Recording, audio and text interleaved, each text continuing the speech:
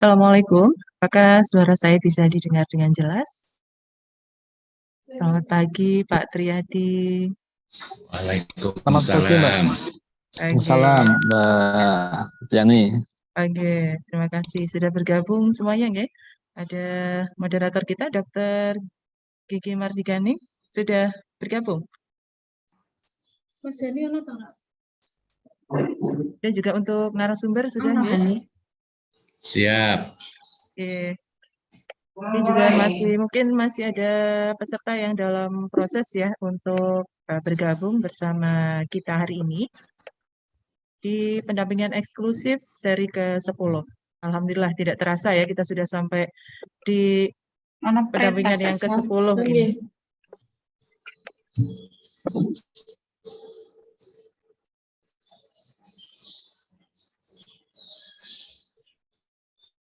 Ya, mungkin apakah bisa kita mulai dulu atau menunggu peserta yang lain ya? Gimana Pak Tri? Mau mulai dulu atau? Bisa dimulai aja Bu, Mulai. sambil menunggu yang lain. Baik, siap. Ya.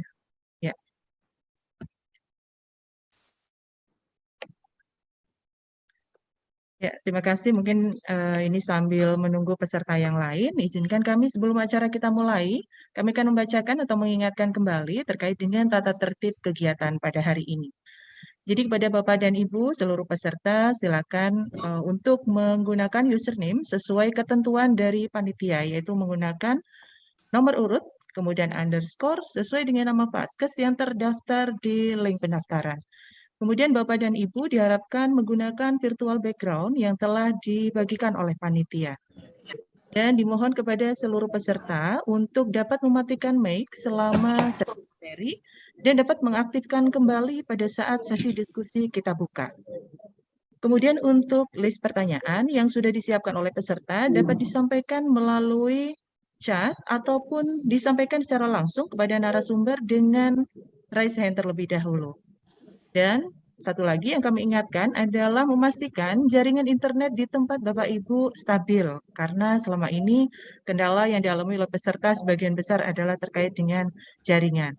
Sehingga harapannya dengan jaringan internet yang stabil, Bapak dan Ibu dapat mengikuti kegiatan pendampingan eksklusif akreditasi seri ke-10 dengan baik. Baik, mungkin dapat kita mulai ya. Bismillahirrahmanirrahim. Assalamualaikum warahmatullahi wabarakatuh. Waalaikumsalam warahmatullahi wabarakatuh. Selamat siang, salam sejahtera bagi kita semua. Yang terhormat Direktur Eksekutif Sahabat Edukasi Indonesia, Bapak Dr. Sumedi Hadianto SKM MKes. Yang kami hormati Bapak Ibu narasumber webinar pendampingan eksklusif seri ke-10.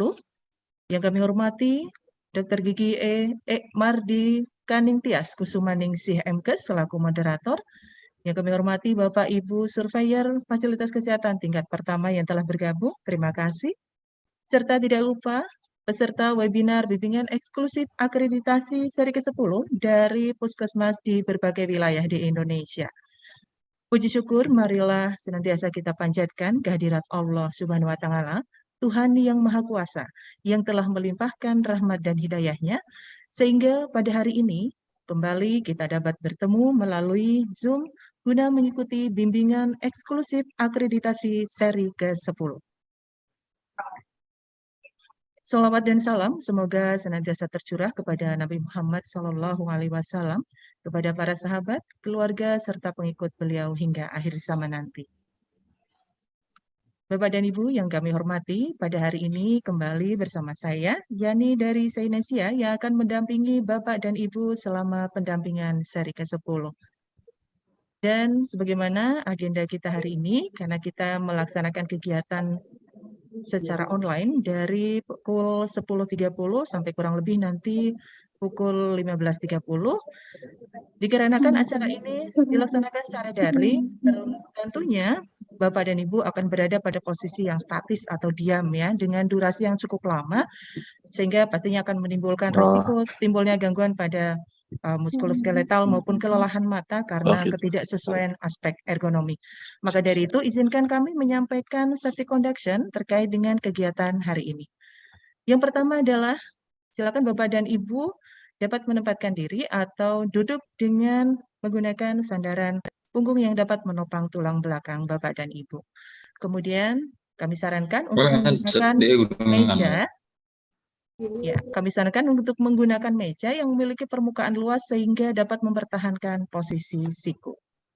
Kemudian yang berikutnya adalah silakan posisikan layar laptop atau gawai yang Bapak Ibu gunakan sejajar dengan pandangan mata.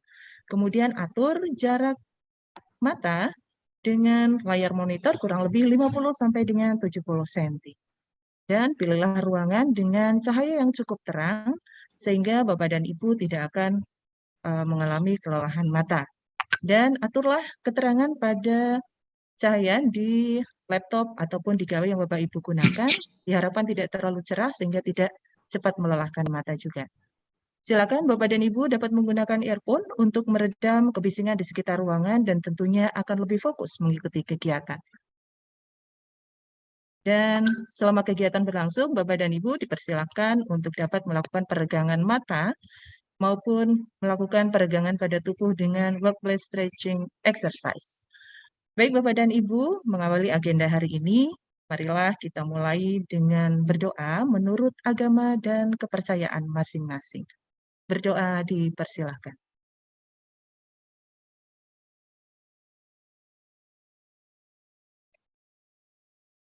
Berdoa selesai. Acara selanjutnya yaitu adalah paparan materi dan dalam hal ini akan dipandu oleh sepenuhnya oleh moderator kita yaitu Dr. Gigi E. Mardika Ningtyas Kusumaningsih MKes. Selamat siang dokter, sudah siap untuk kegiatan hari ini dok? Ya, monggo. Halo dokter. Dr. Gigi E. Mardika Ningtyas. Sudah siap dok? Belum di-unmute, Dr. Kusuma. Ya, mungkin sambil Halo mempersiapkan Pak diri. Tono. Ya, Ya, sambil halo saya mempersiapkan. Pak Tri. Halo.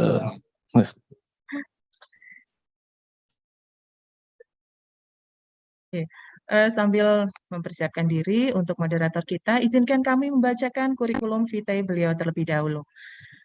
Moderator kita hari ini adalah Dr. Gigi E. Mardika Ningtyas Kusumaningsih MKes. Beliau lahir di Surakarta pada tanggal 17 Mei tahun 1972. Riwayat pekerjaan, beliau mengawali sebagai dokter gigi PTT di Puskesmas Aileu Timur Timur ini pada tahun 1997 sampai dengan 1999. Setelahnya beliau adalah menjabat sebagai Kepala Puskesmas di Mebung Alor, NTT, kemudian sebagai dokter gigi di Puskesmas Jatipuro, melanjut sebagai Kepala Puskesmas di Tasikmadu, Colomadu 1, Mojogedang 1, dan saat ini beliau menjabat sebagai Kepala Puskesmas Kebak Kramat 2 dari tahun 2021 sampai dengan hari ini. Di Kebak Kramat, kalau tidak salah di area Karanganyar, Jawa Tengah.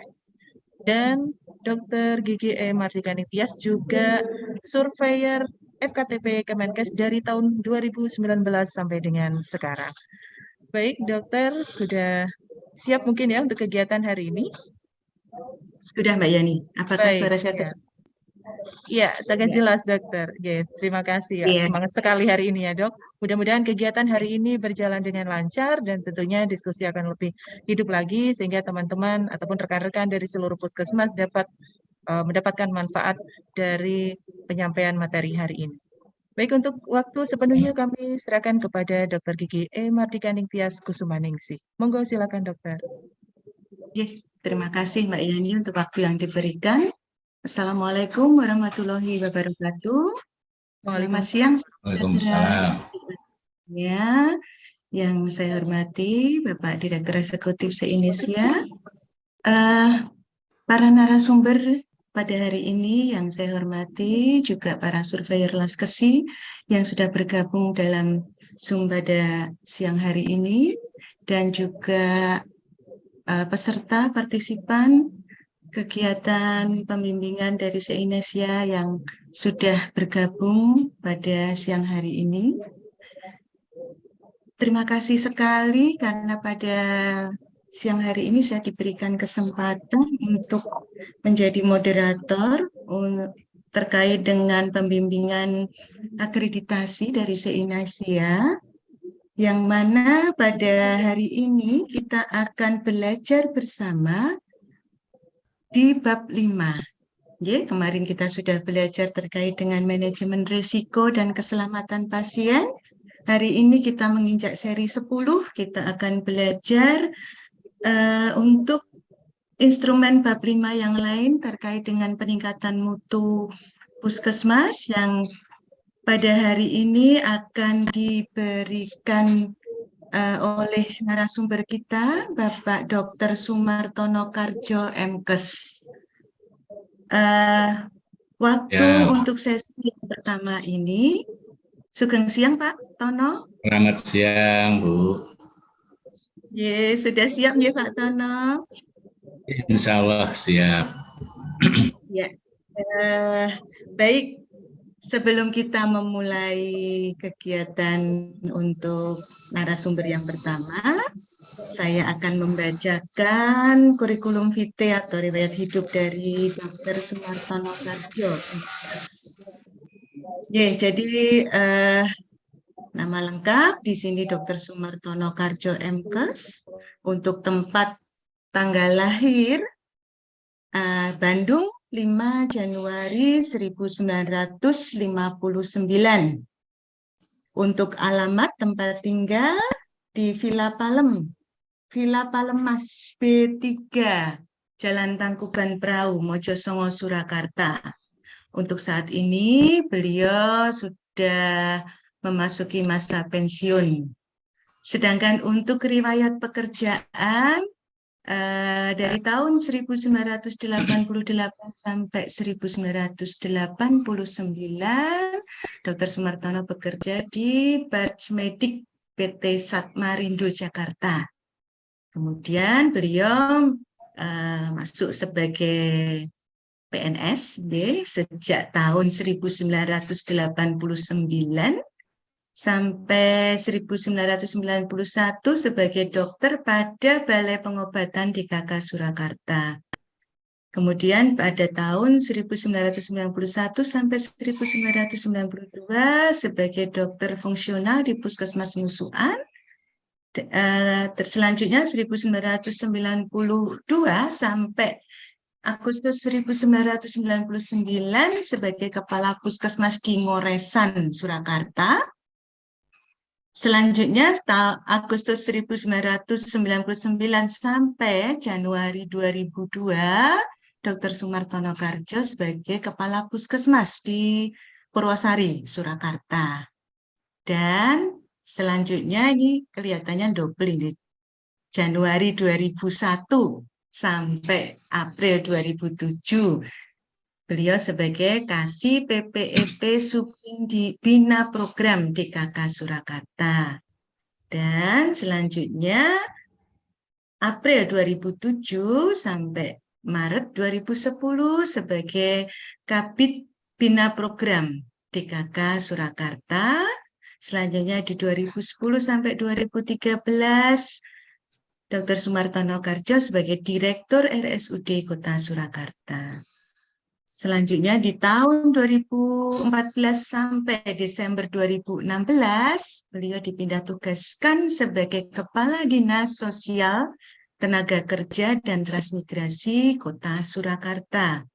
Dan untuk selanjutnya di tahun 2017 sampai Februari, di bulan Februari ya, sebagai staf ahli Wali Kota Surakarta. Tapi selanjutnya di bulan Februari 2017, Dr. Sumartono Karjo memilih pensiun dini dan aktif sebagai surveyor FKTP. Ngaten nggih Dokter nggih?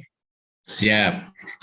Ya, jadi beliau Dr. Sumartono Karjo dari tahun 2017 sampai saat ini adalah surveyor TKPP. Dan sekarang bergabung di dalam LPA Laskesi.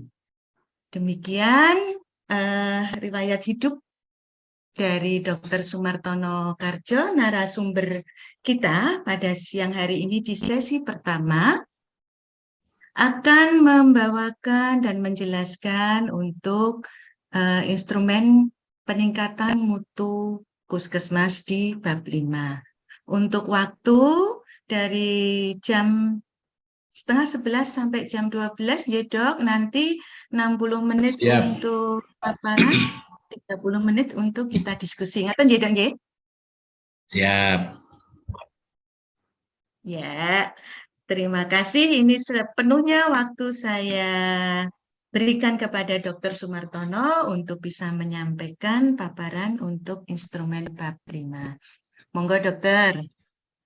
Terima kasih Bu Kusuma. Ini panggilan sayangnya Bu Kusuma, jadi Bu Kusuma saja saya panggil. Terima kasih juga sudah menjelaskan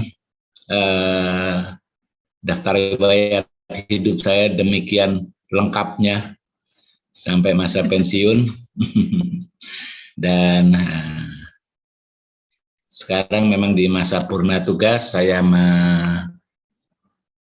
coba beraktif atau mengaktifkan diri sebagai surveyor dan di era LPA ini memang saya bergabung dengan LPA Laskesi.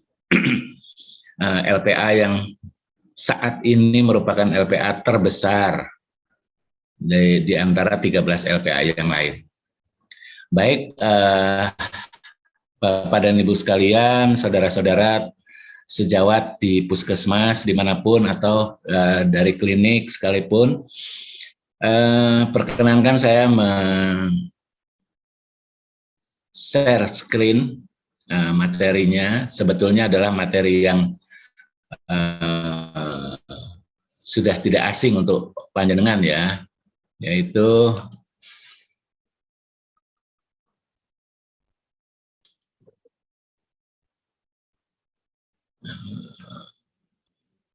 sudah nampak ya Bapak Ibu sekalian? Sudah Pak. Sampun Dokter. Oke, baik.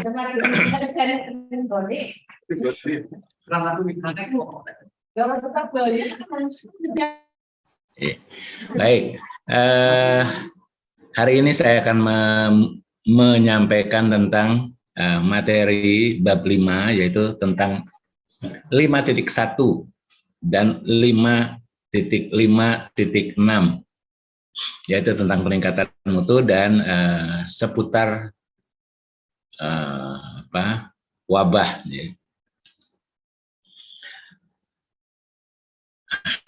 Di bab 5 ini bercerita tentang peningkatan mutu puskesmas, seperti yang sudah tahu, dan bahasan kali ini adalah 5.1 yang terdiri dari 15 elemen dengan 4 kriteria. 4 kriteria dan 15 elemen penilaian tentunya. Baik. Nah, bab 5 sebetulnya terdiri dari 5 kriteria, yaitu 5.1 peningkatan mutu berkesinambungan, lalu 5.2 tentang program manajemen risiko yang sudah disampaikan sebelumnya, yang berikutnya adalah 5.3 tentang sasaran keselamatan pasien, 5.4 adalah pelaporan insiden keselamatan pasien dan pengembangan budaya keselamatan, dan yang kelima adalah program pencegahan dan pengendalian infeksi atau PPI. Untuk kriteria 5.1.1 ini yang diharap adalah kepala puskesmas menetapkan penanggung jawab mutu, tim mutu, dan program peningkatan mutu puskesmas. Nah, tentunya bentuk penanggung jawab mutu ataupun tim mutu ini tergantung dari kekuatan dari SDM di masing-masing fasilitas kesehatan. Jadi kalau SDM-nya sedikit, tentunya hanya cukup ada penanggung jawab mutu saja tanpa tim mutu. Tetapi kalau SDM-nya cukup, maka memang tim mutu akan lebih baik untuk ditetapkan oleh Kepala Puskesmas. Sehingga kinerja Puskesmas di dalam hal peningkatan mutu itu dapat dilakukan dengan lebih baik lagi. Jadi makin banyak SDM-nya, makin banyak kepala yang memikirkan, insya Allah hasilnya akan lebih baik. Nah, pola pikir yang disampaikan oleh Kementerian Kesehatan adalah bahwa untuk peningkatan mutu pelayanan tentunya yang pertama adalah penyelenggaraan pelayanan harus dapat menjamin mutu dan keselamatan pasien, keluarga, masyarakat, dan juga lingkungannya. Nah, ini wajib karena memang sekarang kita harus selalu berpikir bahwa pelayanan adalah berorientasi pada pasien. Yang kedua adalah ditetapkan penanggung jawab mutu dalam melaksanakan tugasnya dibantu oleh tim mutu Puskesmas. Nah, ini kalau di Puskesmas pasti bisa membentuk tim mutu karena SDM-nya biasanya cukup banyak. Yang ketiga, penunjukan dan persyaratan kompetensi penanggung jawab mutu ditentukan oleh Kepala Puskesmas. Jadi menunjuk seseorang untuk menjadi penanggung jawab atau tim mutu tentunya harus disesuaikan dengan kapabilitas. Syukur-syukur kalau memang kompetensinya juga memenuhi syarat. Tapi setidaknya kalau tidak ada ya yang mampu dan mau, artinya yang bisa dijadikan penanggung jawab mutu. Yang keempat, D adalah tugas tim mutu, tentunya nanti dibuat. Yang kelima, tentunya dibuat kebijakannya, prosedurnya, pedoman, dan program peningkatan mutu Puskesmas sebagai acuan serta pelaksanaan kegiatan Puskesmas. Yang berikutnya adalah program peningkatan mutu yang dibuat harus mencakup minimal tujuan, target, pembagian tanggung jawab yang jelas, serta kegiatan yang akan dilakukan untuk mencapai tujuan dan target tersebut. Jadi untuk peningkatan mutu memang ini harus dikelola oleh seluruh SDM yang ada di Puskesmas, tidak terkecuali. Jadi semua harus paham tentang peningkatan mutu. Sama dengan sebetulnya manakala Puskesmas menetapkan visi. Visi adalah impian, ya tentunya visi itu adalah sesuatu yang baik yang diharapkan bisa dicapai. Dan ini tentunya harus didukung oleh semua SDM yang ada di Puskesmas tanpa terkecuali. Jadi mohon maaf ini Puskesmas kalau saya nyinggung sedikit kadang-kadang membuat visi tetapi tidak semua orang hafal tentang visi dari Puskesmas itu sendiri. Yang berikutnya, Kepala Puskesmas perlu memfasilitasi, mengalokasikan dan menyediakan sumber daya yang dibutuhkan untuk program mutu sesuai dengan ketersediaan anggaran dan sumber daya yang ada di Puskesmas. Nah, ini tentunya program-program mutu yang direncanakan ini akan lebih baik kalau memang tertuang di dalam RUK yang nantinya jadi RPK, sehingga alokasi anggaran memang sudah tersedia di sana. Karena bagaimanapun juga tentunya program-program kalau tanpa anggaran, inputannya menjadi kurang pada klausul 5M-nya, yaitu klausul money. Berikutnya adalah program peningkatan mutu disusun secara kolaboratif, ya, artinya melibatkan semua stakeholder yang ada di Puskesmas. Peningkatan mutu nanti menjadi kewajiban semua petugas Puskesmas seperti yang saya sampaikan, walaupun nanti dikoordinir oleh penanggung jawab dan tim mutu tentunya. Berikutnya adalah program peningkatan mutu disusun dengan memperhatikan antara lain pencapaian indikator mutu, perkembangan kebutuhan dan harapan masyarakat, ketentuan perundang-undangan, perkembangan teknologi, dan pedoman yang berlaku.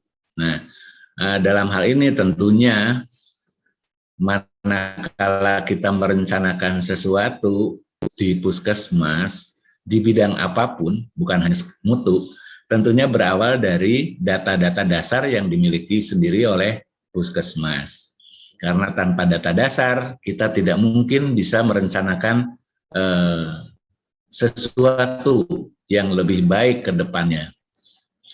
Nah, ini juga tentunya harus mempertimbangkan kebutuhan masyarakat. Jadi, manakala kita menetapkan indikator-indikator yang akan menjadi program peningkatan mutu puskesmas, tentunya diharapkan juga dapat memenuhi kebutuhan dan harapan masyarakat. Yang terakhir, perencanaan, pelaksanaan, dan capaian program pelayanan program peningkatan mutu didokumentasi, disosialisasikan, dan dikomunikasikan. Nah, didokumentasi tentunya memang dengan dokumentasi yang ada tentunya akan menjadi bahan dasar dari perencanaan tahun-tahun berikutnya. Lalu disosialisasikan, ini diharapkan bahwa disosialisasikan itu semua komponen masyarakat di wilayah puskesmas, pelanggan puskesmas, baik internal maupun eksternal puskesmas, mengetahui persis sebetulnya apa yang akan dilakukan oleh puskesmas. Begitu. Nah, untuk elemen penilaian pada 5.1.1 ini adalah yang pertama, kepala puskesmas tentunya membentuk tim mutu sesuai dengan persyaratannya. Ada, dilengkapi dengan uraian tugas, dan menetapkan program peningkatan mutu dan peningkatan mutu yang memenuhi persyaratan kompetensi, dilengkapi dengan uraian tugas masing-masing. Jadi nanti tiap anggota kalau bisa dijabarkan. Anggota 1 ini tugasnya apa, anggota 2 tugasnya apa, dan seterusnya. Sehingga hasil dari kinerja tidak tumpang tindih dan bisa didokumentasi dengan baik. Elemen penilaian kedua, puskesmas bersama tim mutu mengimplementasikan dan mengevaluasi program peningkatan mutu. Lah tentunya mengevaluasi ini termasuk dari program peningkatan mutu tahun lalu. Mengevaluasi, dijadikan rencana tahun ini, dan mengevaluasi program tahun ini tentunya diharapkan bisa diimplementasikan di tahun-tahun berikutnya. Lalu elemen yang ketiga, elemen penilaian ketiga adalah tim mutu menyusun program peningkatan mutu dan melakukan tindak lanjut upaya peningkatan mutu secara berkesinambungan. Ini yang diminta adalah dokumen ya. Nah, tentunya dokumen adalah dokumen program peningkatan mutu itu sendiri. Jadi apa yang akan dilakukan oleh puskesmas, apa yang direncanakan, apa yang telah dilaksanakan, dan apa yang sudah dianalisis dan dievaluasi, itu menjadi dokumennya puskesmas yang diharapkan nanti pada waktu surveyor, survei akreditasi, saat wawancara puskesmas dapat menjelaskan program-program tersebut. Jadi ini karena ada D dan W ya, wawancara tentunya wawancara tidak jauh-jauh dari dokumen yang dibuat oleh fasilitas Fasiankes itu sendiri.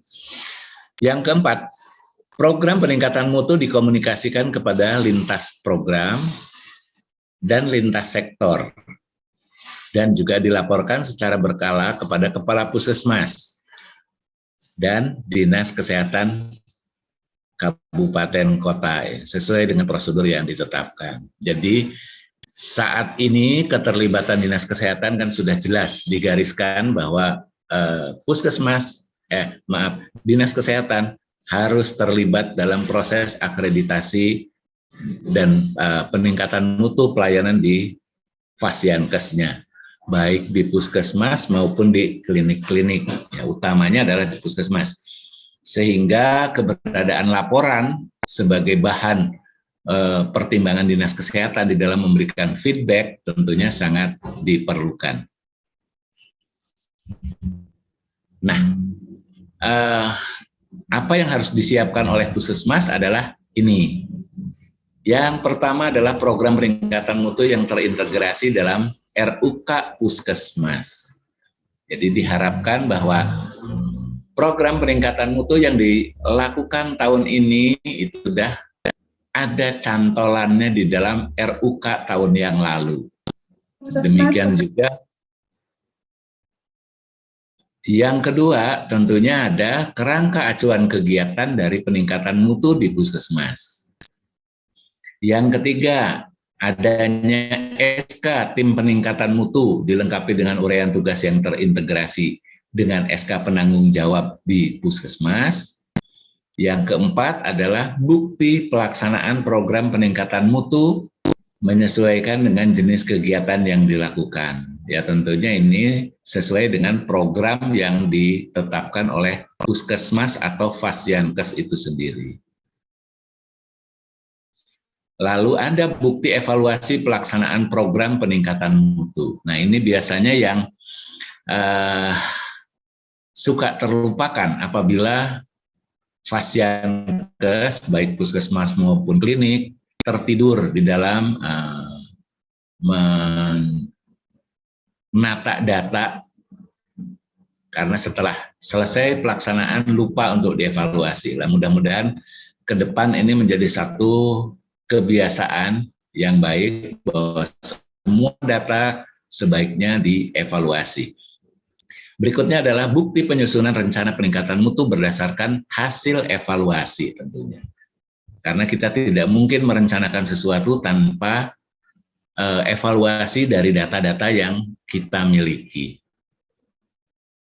Berikutnya adalah bukti hasil tindak lanjut. Nah, setelah ada pelaksanaan tentunya ada hasil.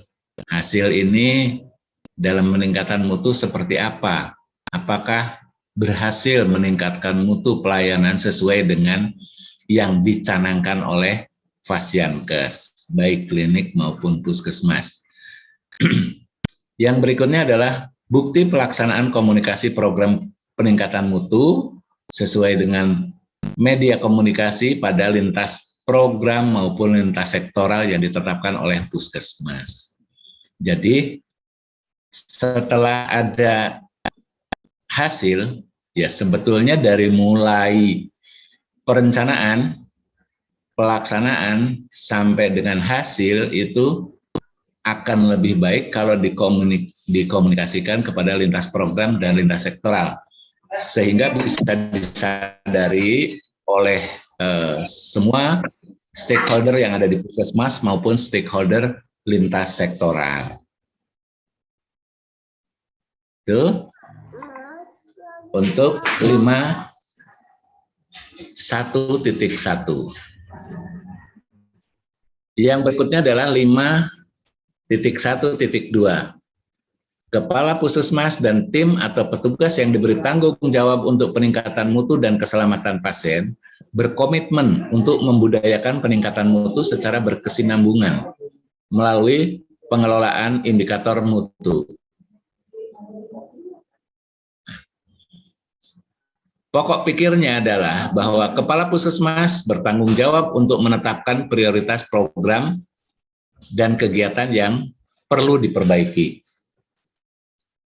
Yang kedua, area prioritas perbaikan untuk tingkat Puskesmas ditetapkan setiap tahun berdasarkan masalah kesehatan yang ada di wilayah Puskesmas sebagai hasil analisis kebutuhan dan harapan masyarakat. Nah ini tentunya di dalam menetapkan area prioritas Puskesmas tentunya berdasarkan data-data tahun sebelumnya. Jadi kalau pelaksanaan tahun ini tentunya itu berdasarkan data-data tahun lalu, hasil cakupan tahun lalu, hasil kegiatan tahun lalu yang telah dianalisa dan dievaluasi menjadi kegiatan tahun ini. Berikutnya, keberhasilan perbaikan terhadap area prioritas diukur dengan indikator area prioritas. Nah, diharapkan untuk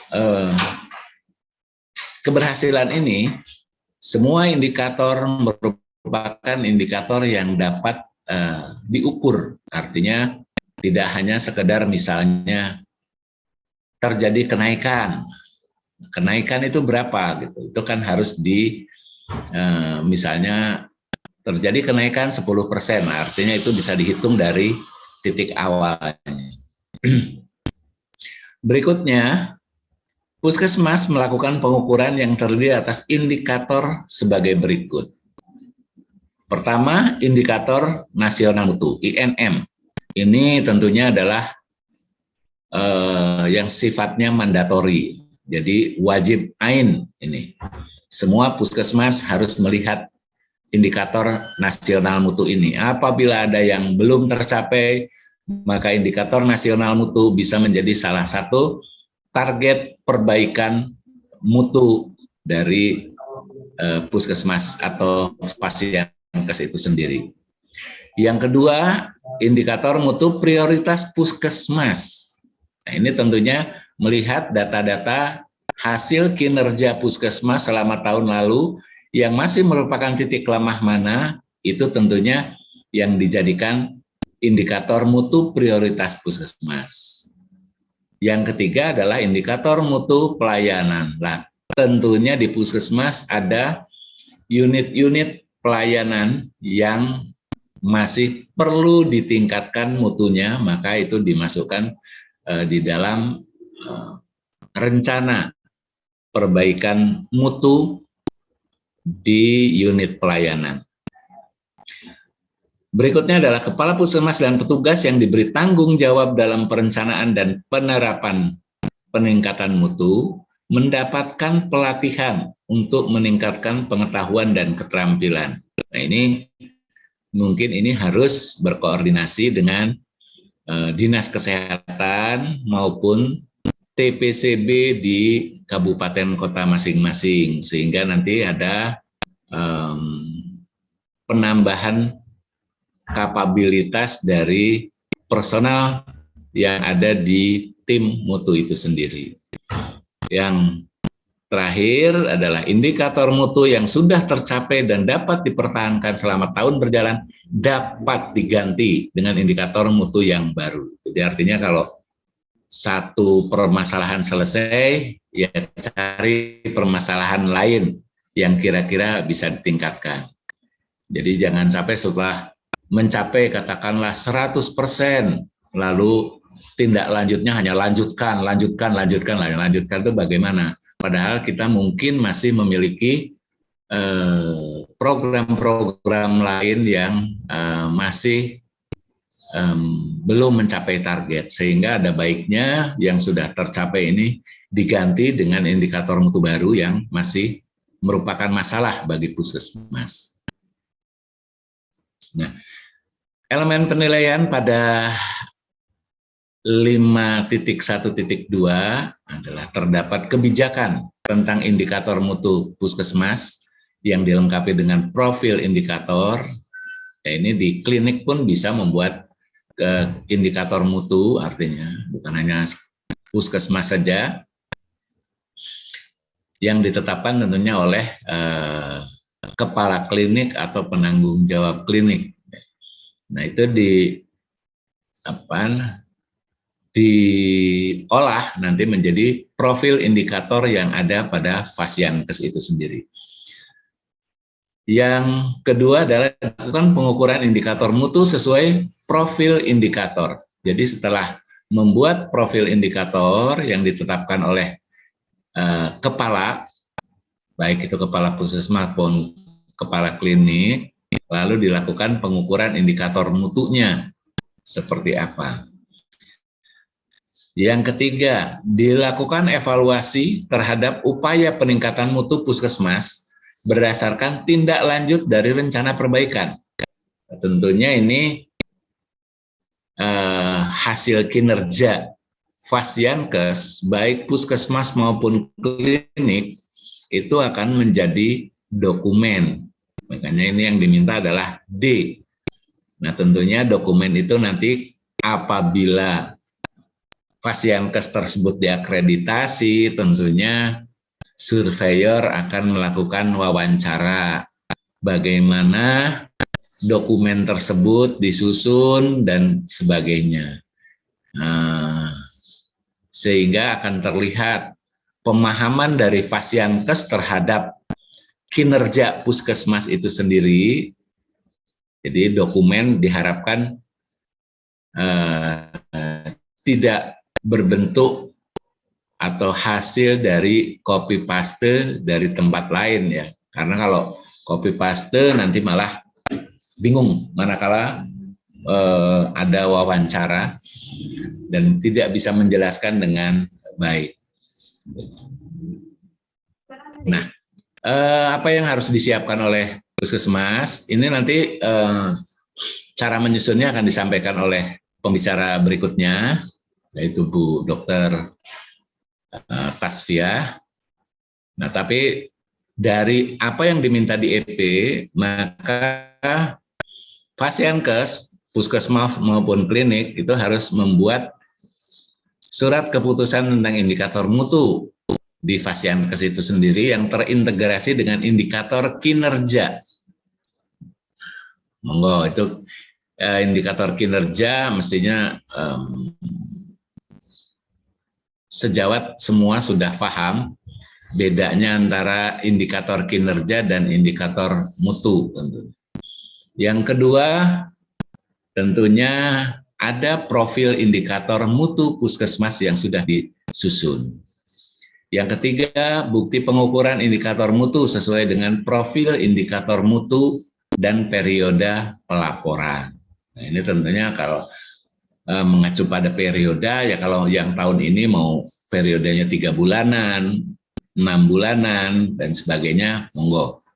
Tapi sebaiknya ya tidak yang 1 tahun 1 kali, karena kalau 1 tahun 1 kali nanti kalau ada masalah, kendala dalam pelaksanaan, maka tindak lanjutnya menjadi agak merepotkan. Yang berikutnya adalah bukti evaluasi peningkatan mutu sesuai dengan hasil pelaksanaan tindak lanjut. Jadi urut-urutannya selalu sama, bahwa dari data yang ada kita membuat SK indikator, lalu kita membuat program pelaksanaannya, ya setelah membuat profil tentunya.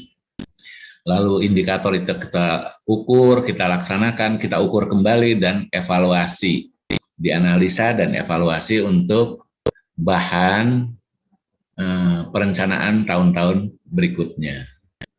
Itu untuk 51.2.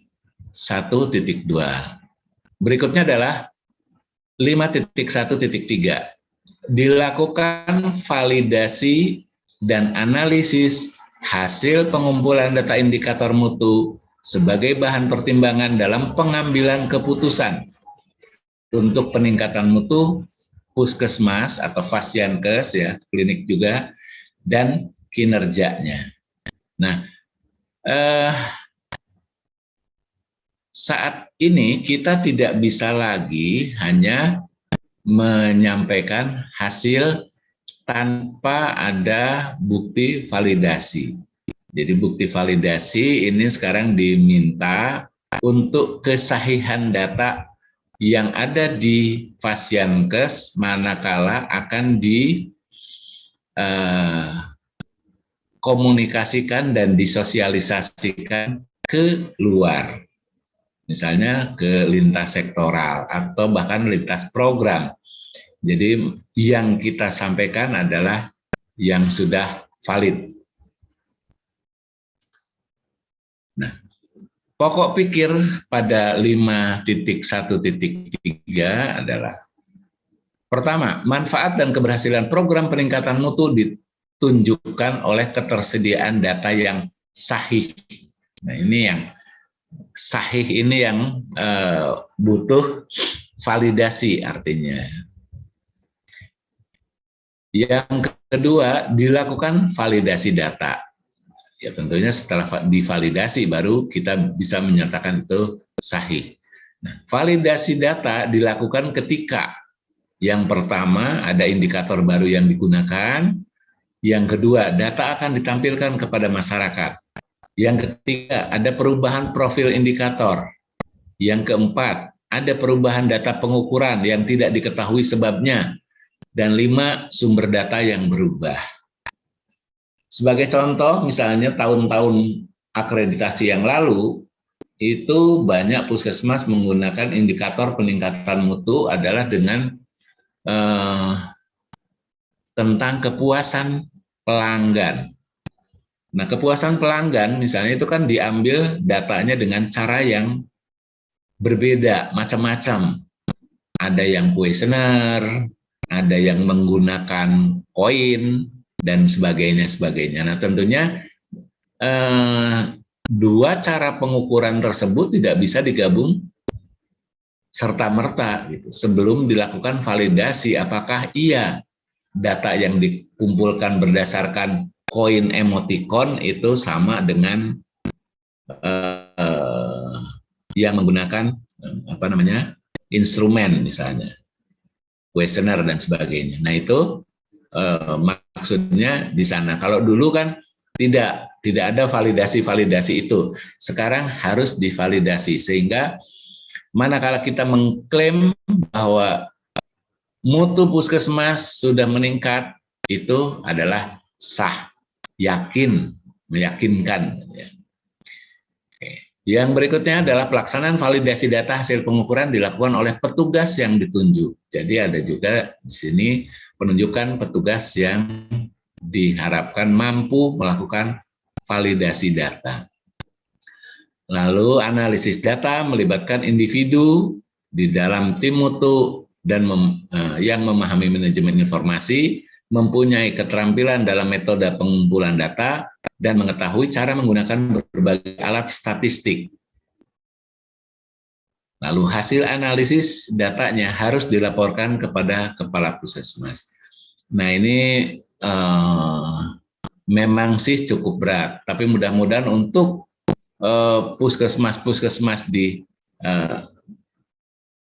atau klinik di Pulau Jawa yang cukup besar ini bisa dipenuhi tentang kriteria ketenagaan ini.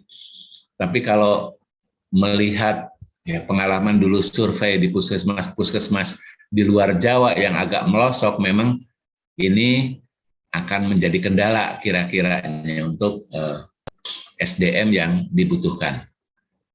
Berikutnya adalah teknik statistik dapat berguna dalam proses analisis data. Ya, tentu saja dalam menganalisis data kita harus menggunakan teknik-teknik statistik, tidak sembarangan.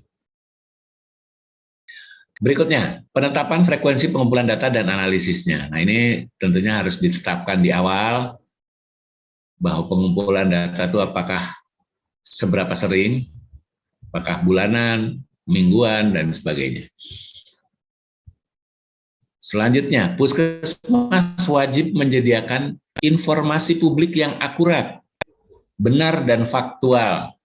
Nah, ini menjadi PR untuk sejawat semua di puskesmas, tentunya bagaimana panjenengan semua menyediakan informasi publik yang akurat, benar, dan faktual.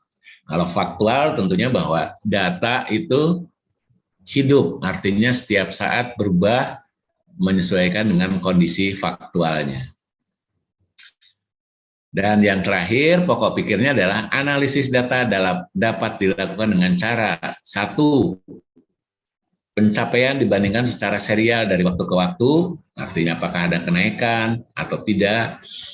Yang kedua, pencapaian dibandingkan dengan target yang ditentukan. Nah, misalnya target tahunannya berapa, target bulanannya berapa, lalu cakupan per bulannya berapa, tercapai atau tidak. Yang ketiga, pencapaian dibandingkan dengan pencapaian fasilitas pelayanan kesehatan sejenis. Nah, ini seperti proses kaji banding yang dilakukan di puskesmas yang lain, misalnya oleh puskesmas A ke puskesmas B, melihat hasil-hasil yang dicapai di puskesmas. Kenapa di puskesmas kami seperti ini, di puskesmas yang dijadikan objek kaji banding itu lebih bagus dan sebagainya. Mungkin dari sana bisa dipelajari kekurangan dan kelebihan dari masing-masing Pasienkes. Yang keempat, pencapaian dibandingkan dengan standar dan referensi yang digolongkan sebagai best practice atau panduan praktis klinis. Jadi ini mengacu kepada hal-hal yang sudah ada yang dihasilkan dari proses best practice.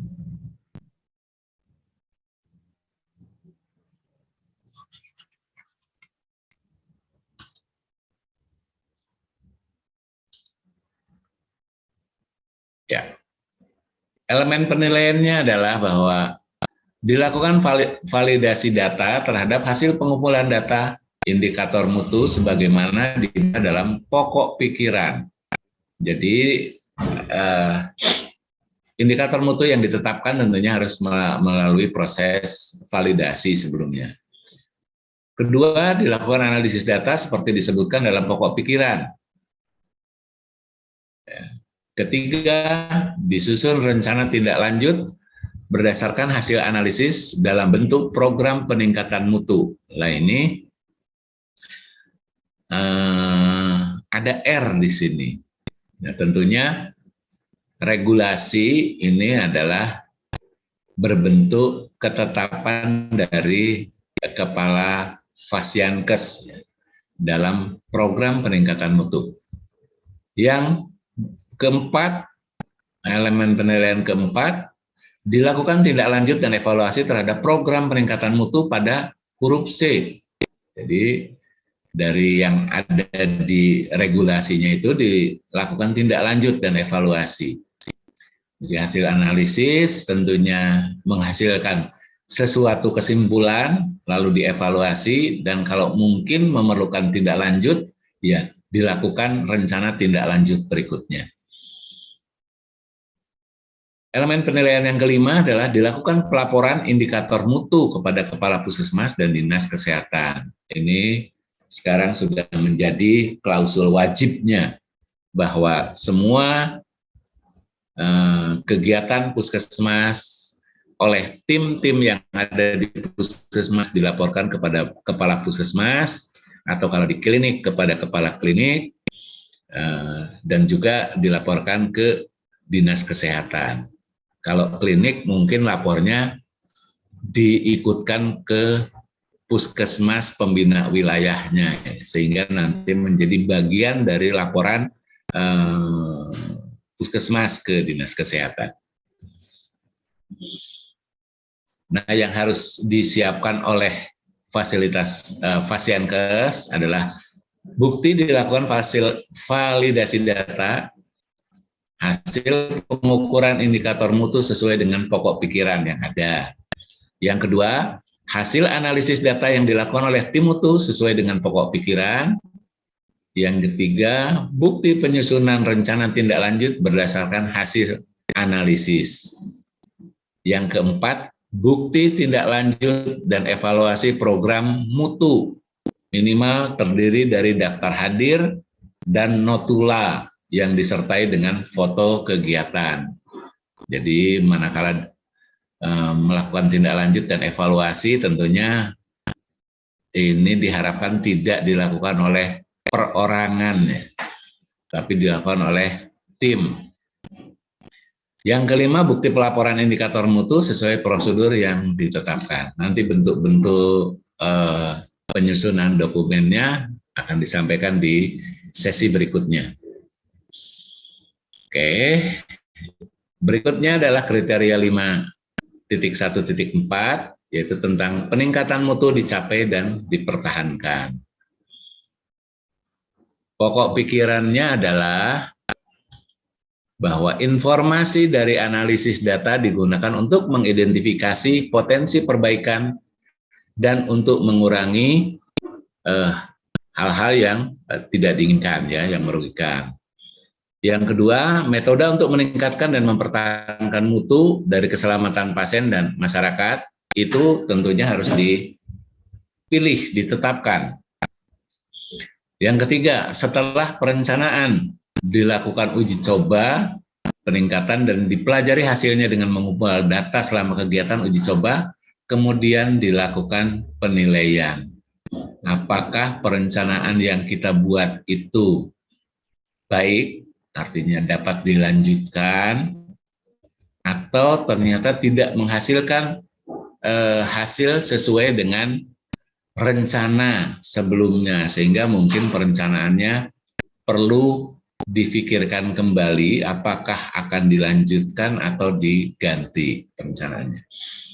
Yang berikutnya, dipastikan bahwa dilakukan perbaikan berkelanjutan berdasarkan pengumpulan dan analisa data secara berkesinambungan.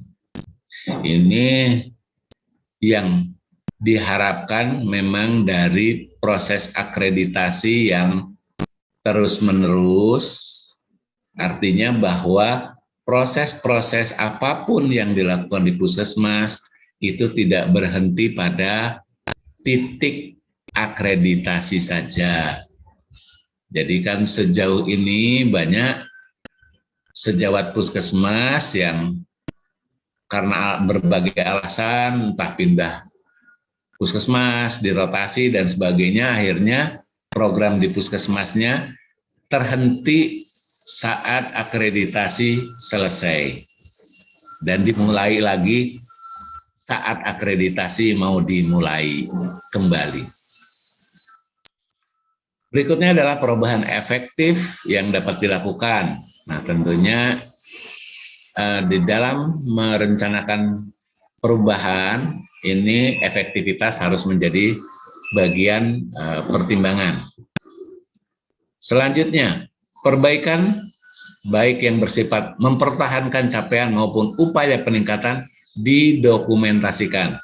Jadi jangan lupa bahwa semua kegiatan panjenengan di puskesmas atau di klinik itu didokumentasikan sebagai bahan perencanaan kegiatan-kegiatan tahun berikutnya supaya nyambung.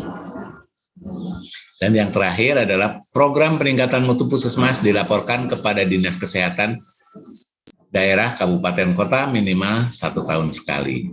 Ini sudah lagu wajibnya sekarang bahwa semua kegiatan puskesmas harus dilaporkan.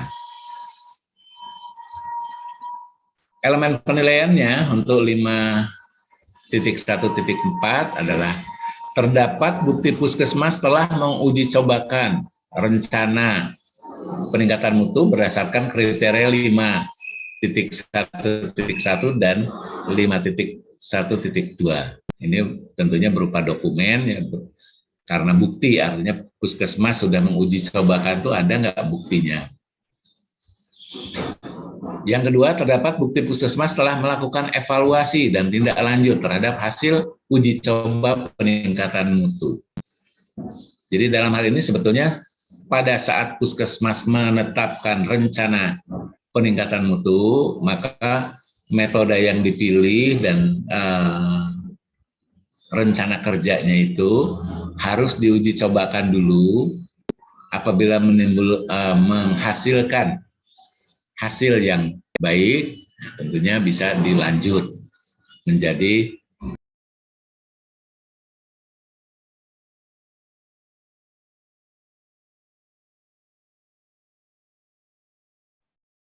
Suaranya hilang, Pak Tono.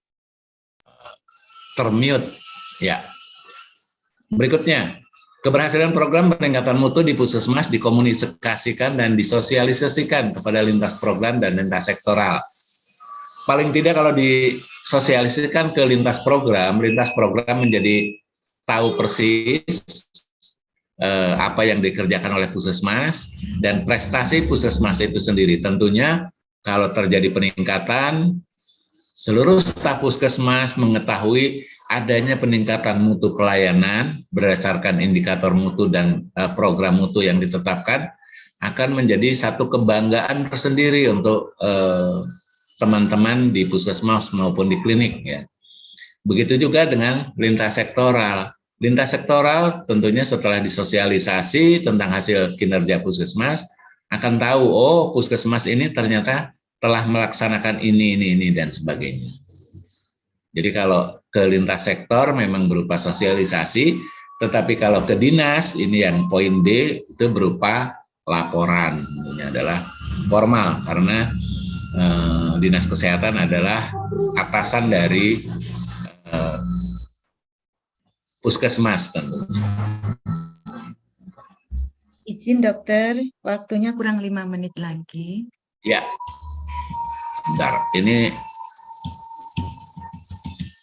hang lagi, nggak bisa loncat ini anunya. Bentar. Oke. Ini adalah bukti rencana uji coba peningkatan mutu, jadi PDSA berdasarkan hasil evaluasi program mutu dan capaian indikator mutu. Jadi ini yang harus ada di puskesmas, dibuat. Yang kedua adalah bukti pelaksanaan uji coba rencana peningkatan mutu.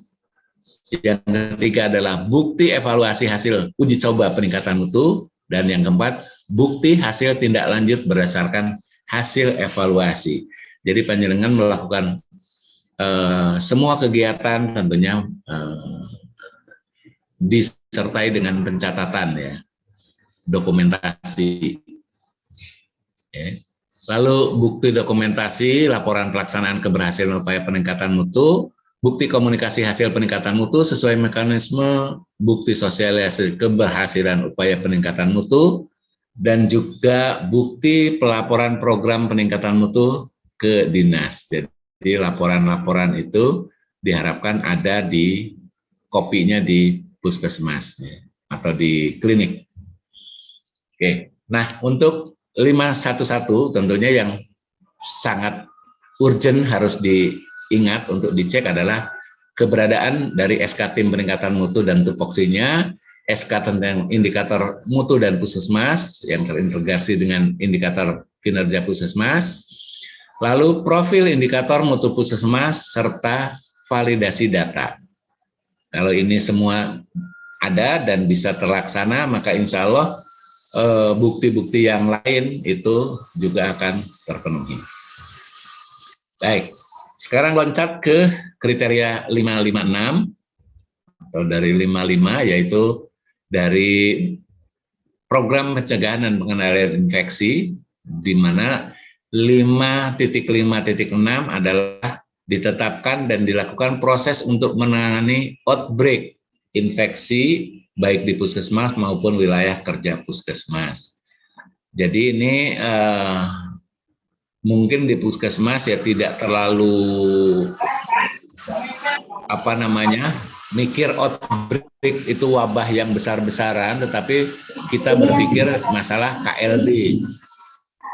Jadi ini kriteria outbreak kan sama dengan kriteria KLB, yaitu terdapat kejadian infeksi yang sebelumnya tidak ada atau sejak lama tidak pernah muncul yang diakibatkan oleh kegiatan pelayanan kesehatan yang berdampak risiko infeksi baik di puskesmas maupun di wilayah kerja puskesmas. Kedua, peningkatan kejadian sebanyak 2 kali lipat. Ketiga, kejadian dapat meningkat secara luas dalam kurun waktu yang sama. Lalu yang keempat, kejadian infeksi ditetapkan sebagai outbreak oleh pemerintah. Ini seperti kejadian COVID tahun-tahun sebelumnya akan ditetapkan oleh pemerintah sebagai pandemi misalnya. Nah, ini EP yang diminta adalah dilakukan identifikasi mengenai kemungkinan terjadinya outbreak infeksi baik yang terjadi puskesmas maupun wilayah kerja puskesmas. Jadi hanya identifikasi saja kira-kira penyakit apa yang pernah muncul di puskesmas dan juga kemungkinan muncul. Misalnya ada daerah yang antraks misalnya, monggo itu diidentifikasi saja.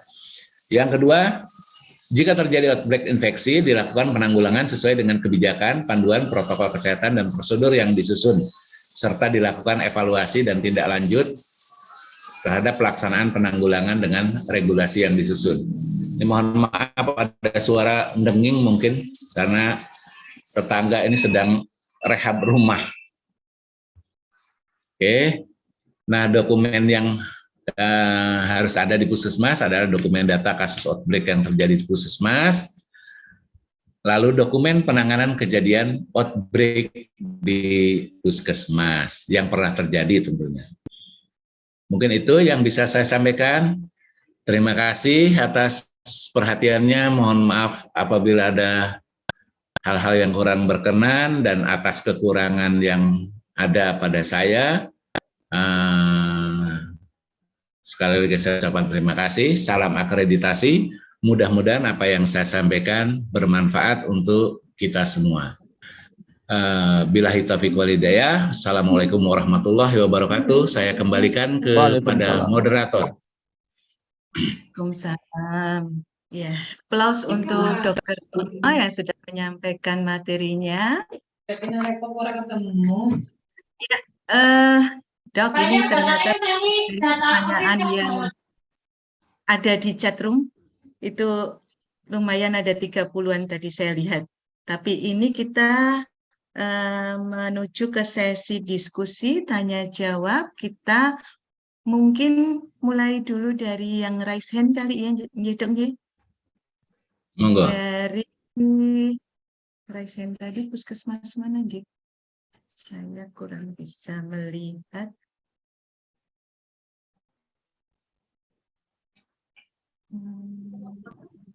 Puskesmas Kroya 2, Bu Kusuma. Kroya 2. Iya, nggih. Oh, Puskesmas Kroya 2. Terima Silakan. kasih Bapak Partono yang telah memberikan materi terkait dengan peningkatan mutu.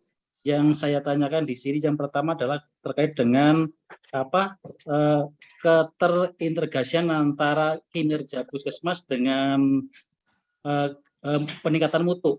Mungkin perlu dijelaskan terkait dengan perbedaan antara kinerja dengan mutu. Kelihatannya kami masih mengalami untuk membedakan masih mengalami kebimbangan. Jadi mohon untuk dijelaskan. Pertama yang itu, terus yang kedua terkait dengan terkaitan dengan di bab 1.6 bahwa di situ ada kinerja manajemen, kinerja UKM, kinerja UKP. Otomatis tadi ada terintegrasian dengan mutu. Apakah SK itu bisa digabungkan terkait dengan peningkatan mutu dan indikator kinerja? Yang kedua itu. Terus yang ketiga terkait dengan uji coba program peningkatan mutu. Ini untuk uji coba otomatis butuh waktu. Ini waktunya kira-kira berapa bulan, dan mohon untuk bisa diberikan contohnya karena terus terang kami masih belajar. Terima kasih. Assalamualaikum warahmatullahi wabarakatuh. Waalaikumsalam warahmatullahi wabarakatuh. Langsung saja, Dok. Monggo. Langsung deh. Terima kasih Bapak atas pertanyaannya. Ini pertanyaan yang bagus. Untuk kinerja dan mutu ya. Jadi mudahnya itu begini, kalau kinerja itu adalah apa yang dirasakan oleh pemberi pelayanan, artinya oleh puskesmas. Misalnya saja cakupan KIA, ANC 80% misalnya, itu adalah yang dirasakan oleh puskesmas, artinya oleh pemberi pelayanan. Tetapi kalau mutu itu, kalau mudahnya untuk membedakan adalah mutu itu adalah lebih banyak apa yang dirasakan oleh masyarakat, gitu. Jadi, tapi itu ekstrimnya ya. Tapi bisa juga bahwa kinerja puskesmas itu menjadi indikator mutu juga peningkatan. Jadi mutu pelayanannya. Jadi bukan mutu pada impact-nya, tapi mutu pada proses. Jadi kita menilai mutu memang bisa di mana saja ya. Nah, jadi misalnya contoh tadi kalau membedakan yang satu di proses atau output, itu kinerja, misalnya cakupan ANC dengan T10 itu katakanlah ada 100 ibu hamil ya. Dari 100 ibu hamil yang mendapat T10 termasuk diantaranya kan pemberian tablet besi. Itu yang anemia ada berapa? Misalnya anemia ada 80. Nah, dari yang 80 setelah diintervensi dengan pemberian tablet besi 90, itu berapa yang HB-nya membaik atau malah tidak anemi lagi kasarannya. Nah, itu artinya yang peningkatan HB itu, ibu-ibu yang HB-nya meningkat atas intervensi pemberian tablet besi itu adalah mutu. Itu adalah mutu, karena itu yang dirasakan oleh masyarakat. Tetapi bahwa cakupan yang pemberian ANC dengan T10-nya itu adalah kinerja. Itu untuk membedakannya semacam itu. Tetapi bisa juga bahwa misalnya kita mau mengambil mutu itu pada klausul output. Jadi kalau dulunya cakupan yang T10 ini hanya katakanlah 60%, lalu kita melakukan upaya tertentu, entah itu kita mendatangi masyarakat dan sebagainya, lalu naik menjadi 80% katakanlah, itu bisa juga diklaim sebagai peningkatan mutu pelayanan, tetapi dari sisi output. Gitu. Jadi memang seperti itu ya. Jadi membedakannya memang kalau mengambil di output antara kinerja dan mutu itu agak tipis bedanya begitu. Tetapi kalau dengan impact itu tentunya akan luas.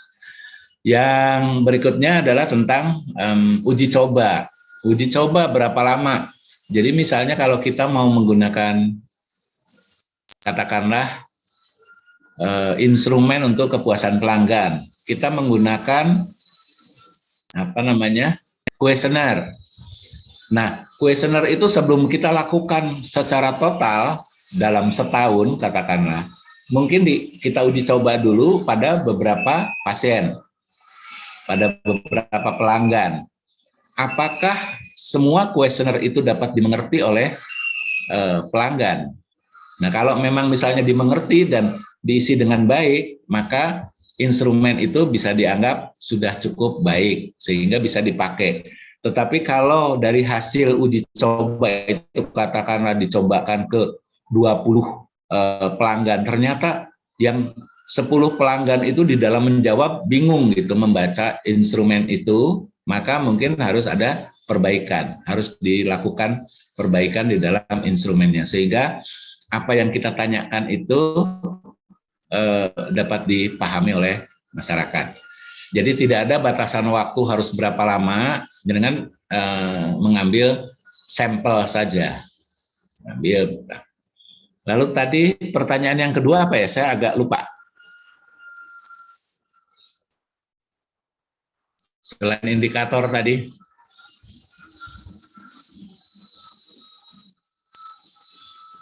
Nggak ada suaranya, Bu.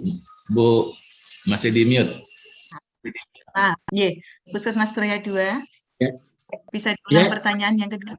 Yang ketiga itu Bu, di bab 1.6 itu kan ada indikator kinerja UKM, indikator kinerja manajemen, dan indikator kinerja UKP. Sementara di bab 5 itu kan ada SK program peningkatan mutu. Di situ diterangkan harus terintegrasi antara indikator kinerja dan indikator peningkatan mutu. Iya. Kalau misalnya kejadian 1 bisa enggak? Pertanyaan saya seperti itu. Terus lagi ya. Begitu dulu Pak Matrun. Ya.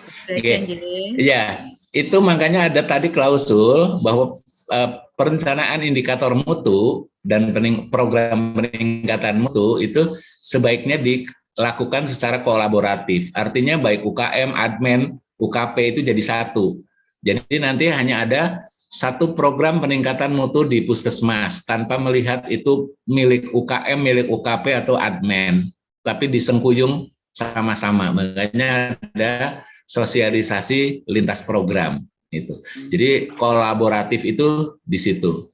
Tapi misalnya kalau nanti dari perencanaan kolaboratif itu ternyata munculnya katakanlah indikator prioritas puskesmasnya lebih condong ke arah UKP misalnya, ya nggak apa-apa.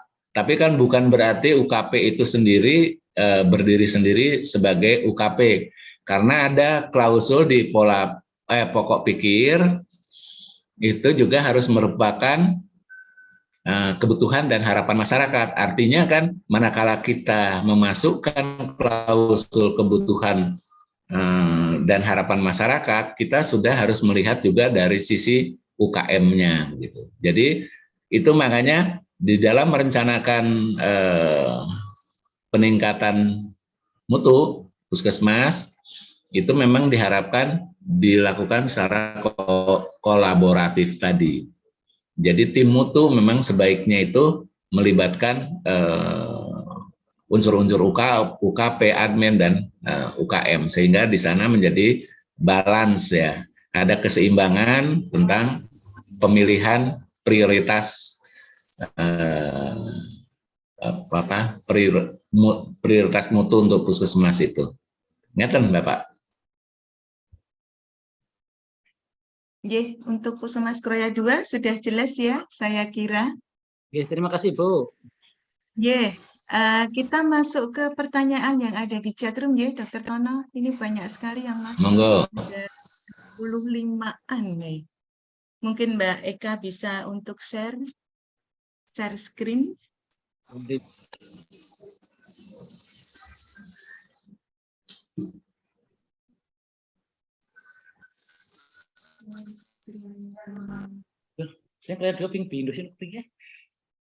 Ya, mungkin sambil nunggu tadi saya sempat baca satu chat ya yang menanyakan apakah indikator puskesmas itu harus semua ditulis.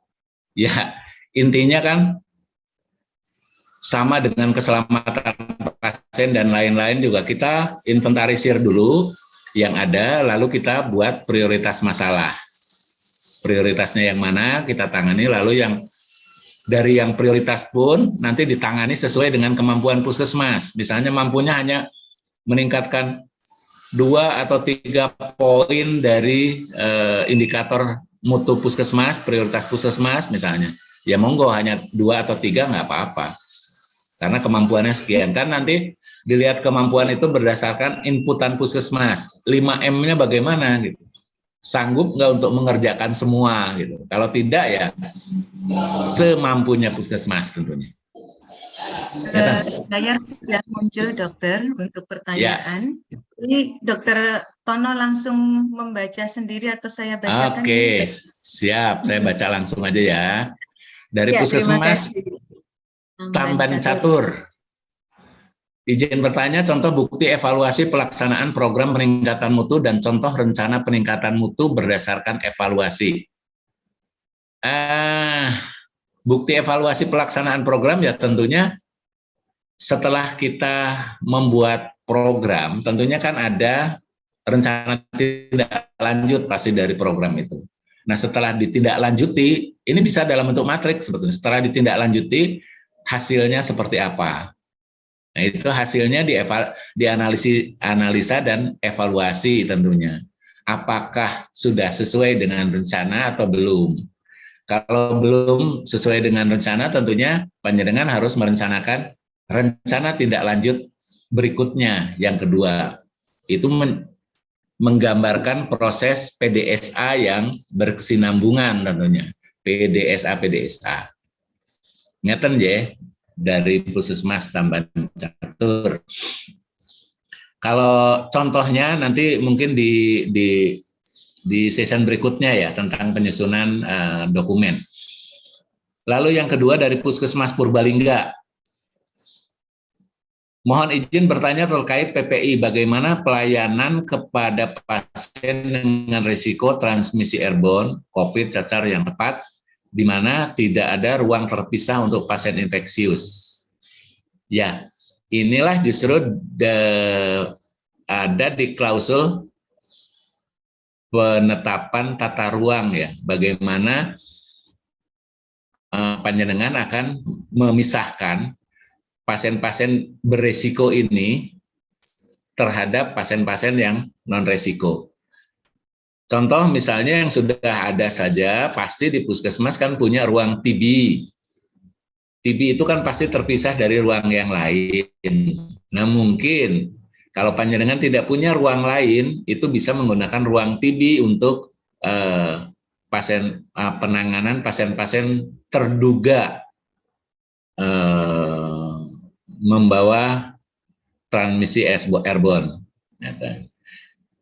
Lalu kalau misalnya puskesmas rawat inap, lah kalau ada pasien seperti itu, bagaimana justru kebijakan puskesmas di dalam memisahkan? Apakah ada tempat tidur yang berbentuk atau terpisah sendiri berbentuk kamar isolasi misalnya dan sebagainya? Itu justru tergantung dari kebijakan dan keberadaan fasilitas yang ada di puskesmas itu sendiri. Monggo jangan kembangkan itu. Saya tidak bisa menjelaskan lebih jauh ya, tetapi setidaknya tetap bahwa proses pemisahan pasien-pasien berisiko itu harus dilakukan.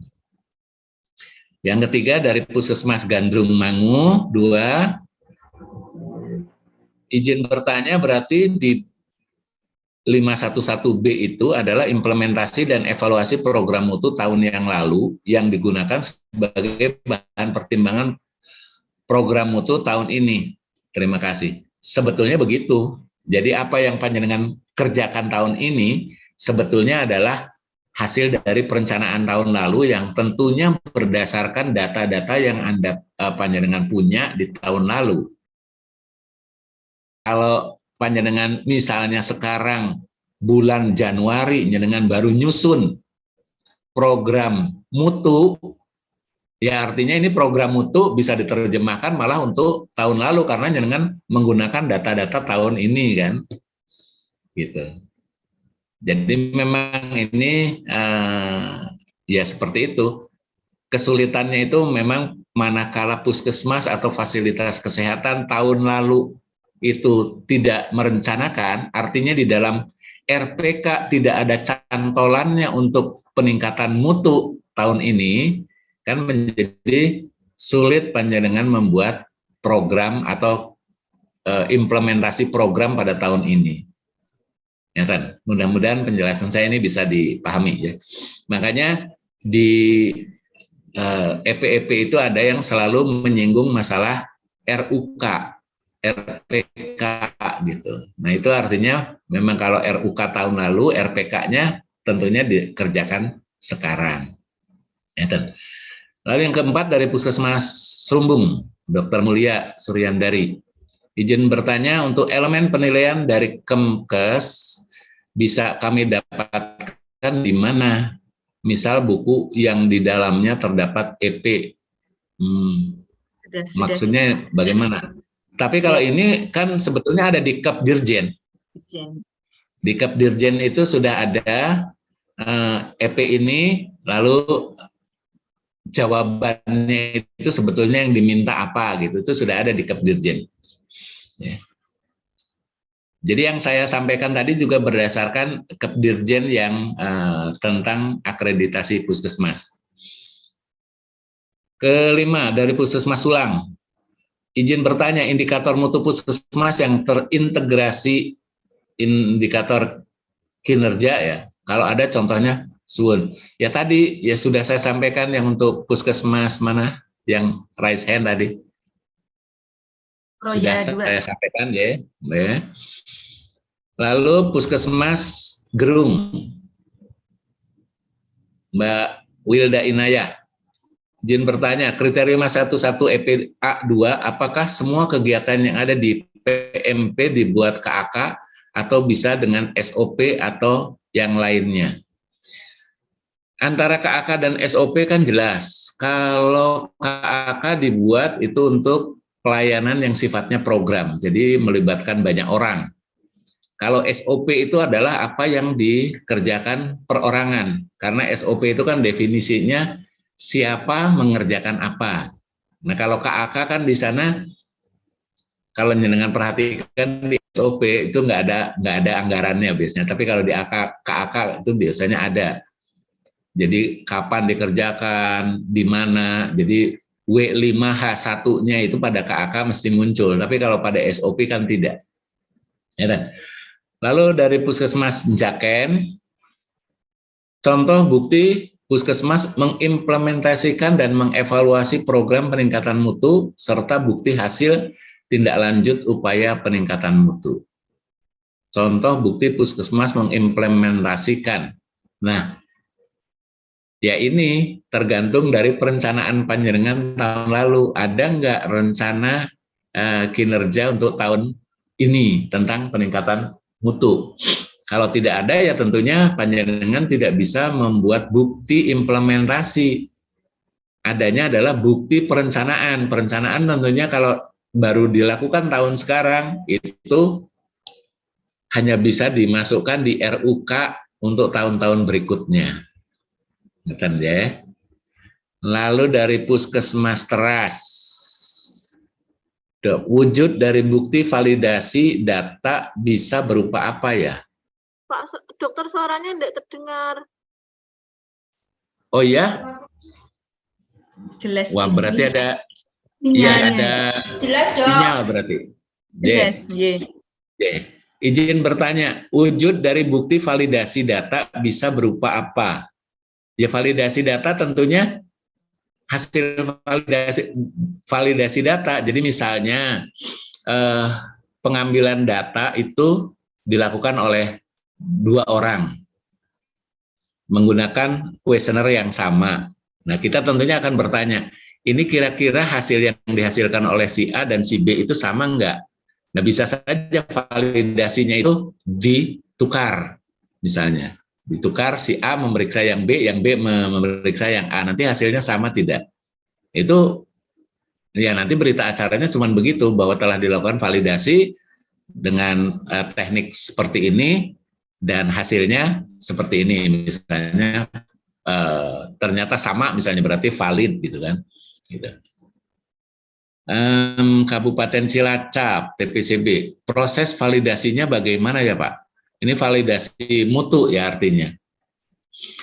Ya, validasi mutu tentunya apa yang sudah kita lakukan, lalu apa yang sudah kita hasilkan dan analisa, tentunya nanti dicek ulang, artinya direcek ulang, dilakukan proses validasi itu kan seperti cek ulang. Tata caranya ada, memang tata cara untuk validasi nanti. Nah, dari hasil validasi itu kalau memang hasilnya, katakanlah kita menetapkan errornya hanya plus minus 0,05% dan ternyata itu terpenuhi, berarti datanya valid, berarti data itu siap untuk disosialisasikan ke lintas program maupun lintas sektoral. Ini memang hal baru ini di akreditasi yang sekarang. Kalau dulu nggak pakai validasi gitu. Dari Klinik Utama Hidayah Kabupaten Banjarnegara, untuk pertama kali pengajuan akreditasi, misalnya INM selama 3 bulan tidak tercapai target, apa masih bisa mengajukan akreditasi? Terima kasih. Rasanya syarat INM terpenuhi 3 bulan menjadi syarat pasti ya untuk bisa ikut akreditasi gitu. Artinya monggo diupayakan untuk terpenuhi dulu. Misalnya kalau tidak terpenuhi, yang mana yang tidak terpenuhi diupayakan dilakukan upaya-upaya untuk bisa terpenuhi. Katakanlah cuci tangan misalnya, bagaimana supaya seluruh staf itu patuh terhadap prosedur cuci tangan sehingga tercapai indikator yang sesuai. Lalu untuk Puskesmas Randu Dongkal, apakah ada contoh validasi data pengukuran indikator mutu seperti apa?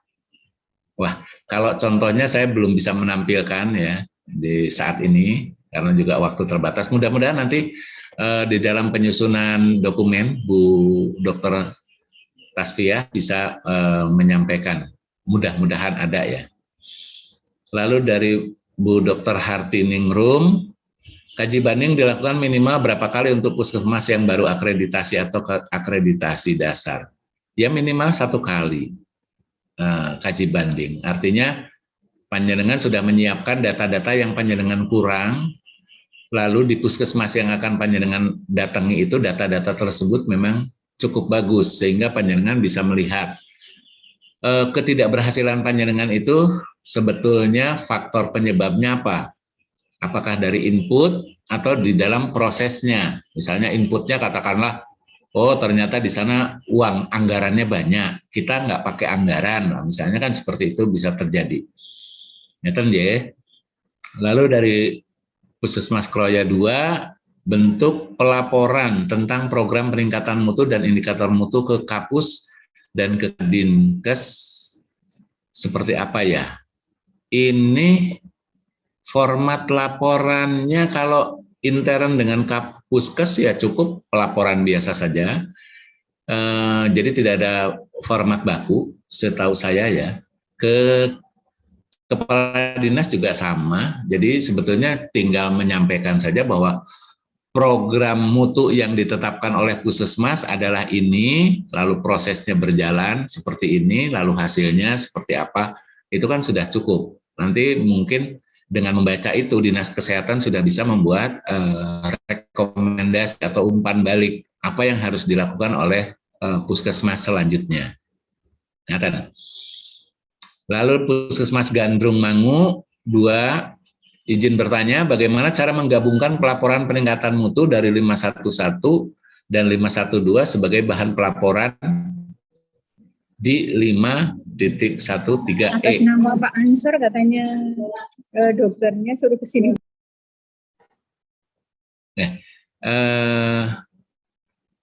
Ini menggabungkan pelaporan peningkatan mutu di 511 dan 512.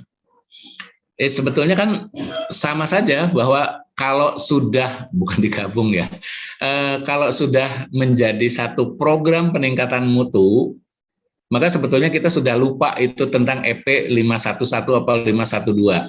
Yang jelas bahwa Puskesmas memiliki program peningkatan mutu, gitu. Maka pelaporannya tentunya jadi satu. Ya. Puskesmas Bantar Bolang, izin bertanya apabila dalam setahun indikator mutu belum juga tercapai atau kurang sedikit, apakah bisa diganti untuk tahun berikutnya? Nah, yang saya baca untuk peningkatan mutu ini justru panjenengan jangan membuat target yang terlalu muluk. Jadi misalnya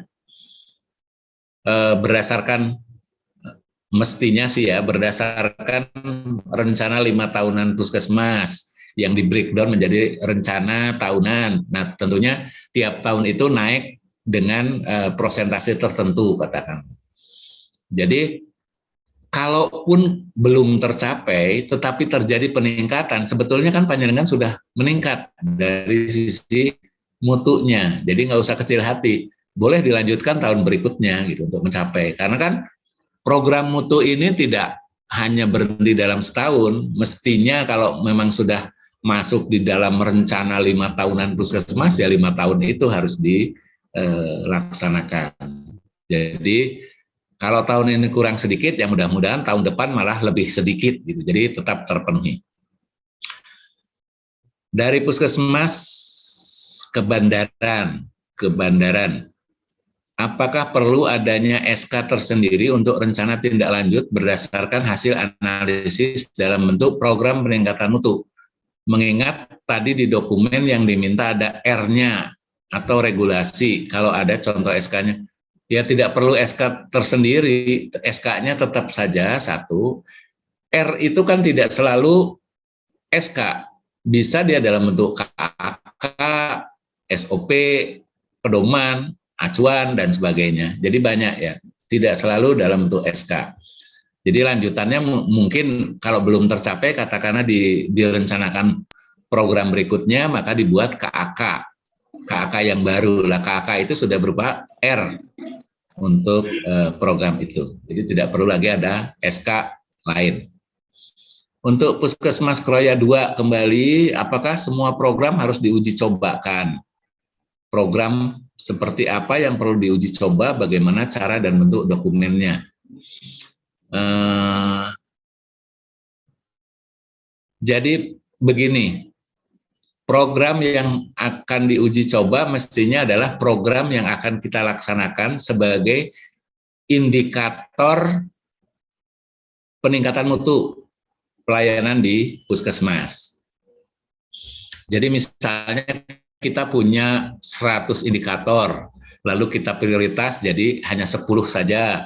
Lalu dari 10 itu ternyata setelah dianalisa lagi berdasarkan kemampuan puskesmas, 5M-nya maupun W5H1-nya, ternyata kita hanya bisa mengerjakan 2 item saja. Ya 2 item itu saja yang diuji coba.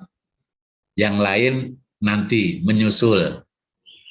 Karena kan kalau dikerjakan juga panjenengan tetap nggak mampu gitu, karena mampunya hanya 2 program itu, ya 2 program itu saja yang diuji cobakan. Nah, dokumennya seperti apa? Nah, mungkin nanti di sesi berikutnya ya. Ini karena pertanyaannya banyak, jadi saya lewat dulu. Mohon diberikan, ini dari Puskesmas Wadas 2, diberikan contoh PDSA dan contoh kerangka acuan kegiatan peningkatan mutu. Waduh, lah ini nggak bisa dijawab secara lisan ya. Contoh-contoh PDSA, mudah-mudahan nanti ada di cara penyusunan dokumen nanti di sesi Bu Dr. Tasfiah.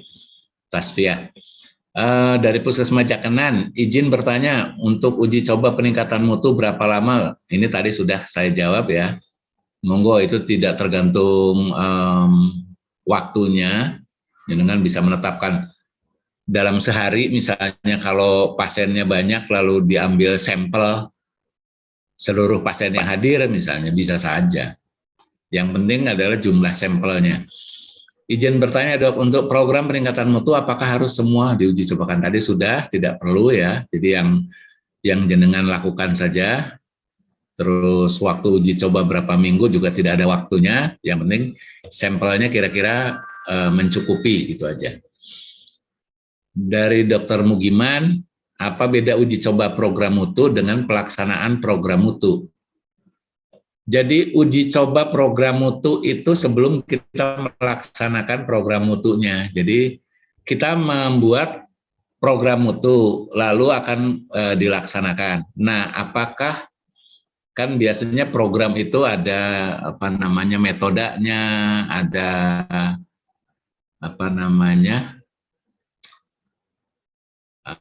peralatan-peralatan yang dibutuhkan. Misalnya saja kalau menggunakan kuesioner dan sebagainya. Nah, kuesionernya itu yang diuji cobakan dulu. Maksudnya jangan sampai kuesioner itu misalnya kita dilalah kok menggunakan bahasa-bahasa yang agak tinggi yang tidak bisa dimengerti oleh masyarakat.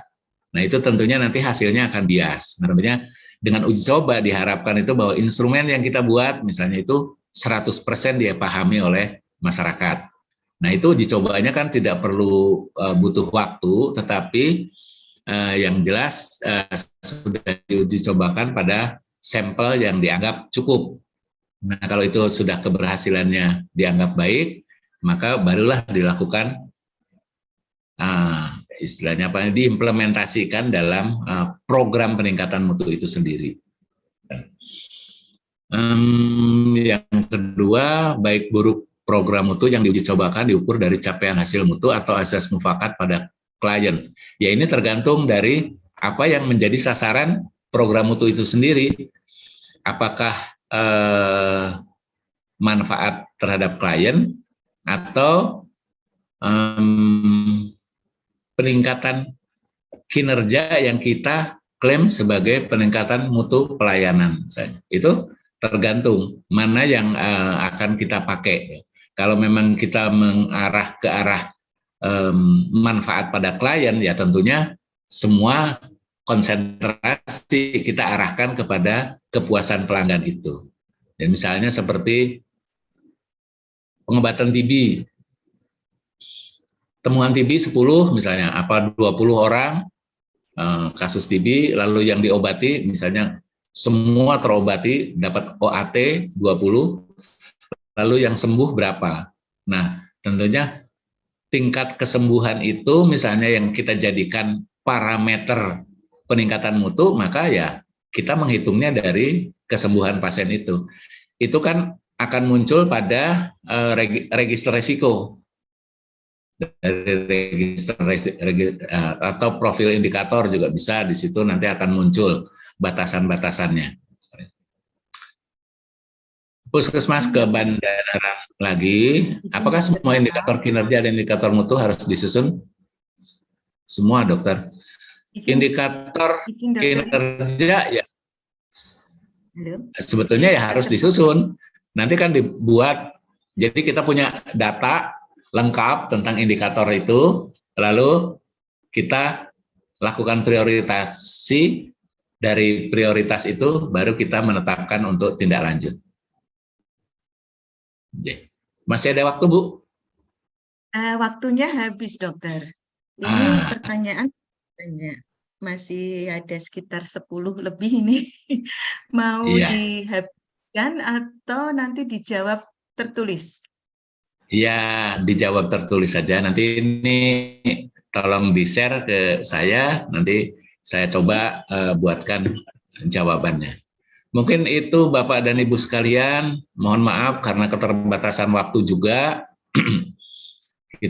Saya tidak bisa menjelaskan secara rinci, detail, dan lengkap. Mungkin memang proses belajar ya seperti ini. Memang banyak sekali hal-hal yang perlu kita pahami bersama. Perlu penjelasan karena memang setiap kali kita membaca EP itu interpretasi dari masing-masing orang sangat bervariasi. Jadi sekali lagi saya mohon maaf atas segala keterbatasan, mungkin juga jawaban yang kurang mengena dan sebagainya. Semata-mata hanya keterbatasan saya sebagai pembicara. Untuk itu sekali lagi mohon maaf dan saya ucapkan terima kasih atas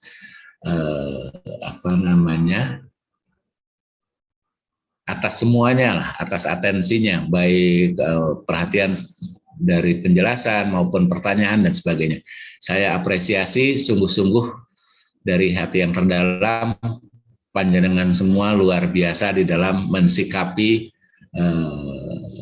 poin-poin pada akreditasi ini. Terima kasih sekali lagi. Billahi taufiq wal hidayah. Assalamualaikum warahmatullahi wabarakatuh. Saya kembalikan kepada Waalaikumsalam moderator. warahmatullahi wabarakatuh. Terima kasih sekali Dr. Tono untuk materi yang sudah disampaikan kepada Puskesmas. Marilah kita berikan aplaus kepada Dr. Tono. Dan nanti untuk pertanyaan-pertanyaan yang sudah ditanyakan akan dijawab langsung oleh Dr. Tono, tertulis nanti akan kita sampaikan melalui grup akan untuk sebagai pembelajaran kita semuanya. Dan terima kasih untuk atensinya teman-teman Puskesmas. Ini semangat belajarnya luar biasa ya dong ya. Iya. Terima kasih Pak Dokter, Bu Dokter. Kita belajar bagaimana akreditasi itu mudah, bermutu, dan menyenangkan. Jadi tidak sebagai beban, tapi kita belajar akreditasi dengan gembira. Itu untuk upaya peningkatan mutu di Puskesmas. Baik, teman-teman, Bapak Ibu sekalian yang saya hormati, untuk sesi pertama pertemuan hari ini kita break dulu untuk istirahat. Nanti kita akan kembali di pukul 13 dengan narasumber yang lain. Masih ada 2 narasumber yang akan hadir pada siang hari ini, dan jangan bosan-bosan kita untuk selalu belajar. Terima kasih. Nanti kita ketemu lagi. Wassalamualaikum warahmatullahi wabarakatuh. Waalaikumsalam warahmatullahi wabarakatuh. Bu Mardika.